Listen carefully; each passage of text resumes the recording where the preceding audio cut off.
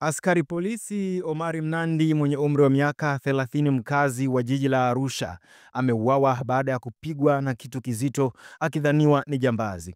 Tukio hilo lililotokea saa 5 usiku juzi katika baa ya Simaloi iliyopo maeneo ya Kaloleni jijini Arusha. Tayari watu 5 wanashikiliwa na jeshi la polisi kwa tuhuma za kuhusika na tukio hilo. Kuuawa kwa askari huyo kunaongeza idadi ya matukio ya wananchi kujichukulia sheria mkononi kama inavyoripotiwa katika ripoti mbalimbali nchini. Kamanda wa polisi mkoa wa Arusha, Justin Masejo, alisema jana kuwa uchunguzi wa awali umebaini chanzo cha tukio hilo ni Omari kuingia kwenye gari lisilo lake baada ya kulewa. Alisema askari huyo aliingia katika gari la mmoja wa watuhumiwa badala ya la kwake.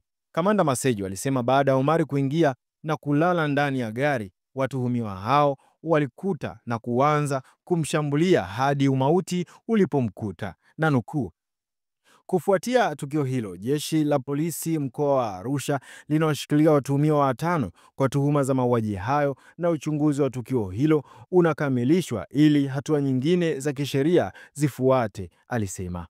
Mwili wa Omari umehifadhiwa katika hospitali ya rufaa Mount Meru kwa taratibu za mazishi. Kwa mujibu wa mashuhuda wa tukio hilo, Omari alikuwa na wenzake wakijiburudisha kwa vinywaji katika baa hiyo kabla ya mauti kumkuta.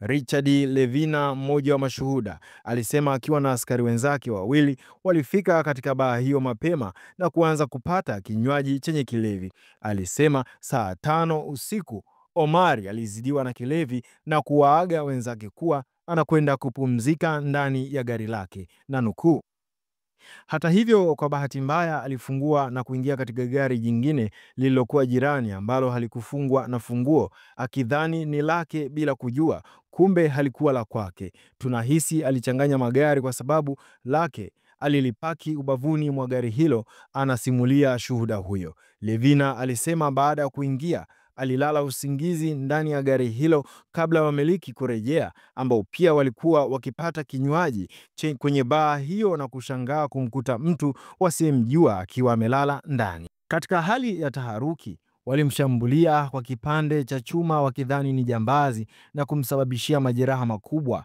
yaliyosababisha kifo chake papo hapo, alidai shuhuda huyo. Taarifa zaidi zinaeleza Omari aliyekuwa akiishi katika nyumba za askari polisi eneo la Faya jijini Arusha alitarajiwa kusafirishwa jana kwenda nyumbani kwao mkoani Tanga kwa maziko. Matukio ya kujichukulia sheria mkononi yamekuwa yakiripotiwa mara kwa mara nchini, kama inavyoeleza na Kituo cha Sheria na Haki za Binadamu LHRC. Ripoti ya LHRC ya mwaka 2024 inaonyesha kuwa karibu matukio 500 hujitokeza kwa mwaka yanayohusisha watu kujichukulia sheria mkononi, huku asilimia 95 ya matukio hayo hutokea Tanzania bara. Akizungumzia hilo, kaimu mkurugenzi wa LHRC Fulgence Masawe alisema kitendo kilichofanywa ni kinyume cha sheria na misingi ya haki za binadamu. Alisema kuwepo kwa vyombo vya kisheria na mamlaka za kijinai kunalenga kuchukua hatua dhidi ya wote wanaodhaniwa kuwa wahalifu, hivyo vina nguvu na mbinu za kubaini uhalisia jambo hilo. Lakini kujichukulia sheria mkononi, alisema, kuna kiuka yote hayo kwa kuwa wapo wanaouawa hata kama hawakuwa wakosaji wa makosa wanayotuhumiwa nayo. Alisema imekuwa ikifanyika hivyo karibu kila mwaka. Ndio maana kwenye ripoti za uvunjifu wa haki za binadamu, kujichukulia sheria mkononi ni jambo ambalo aghalabu limekuwa likitajwa kujitokeza, na nukuu, ni kosa kama lilivyo kosa jingine. Kama tunavyokemea mamlaka zisizofuata sheria, ndivyo pia tunapaswa kukemea watu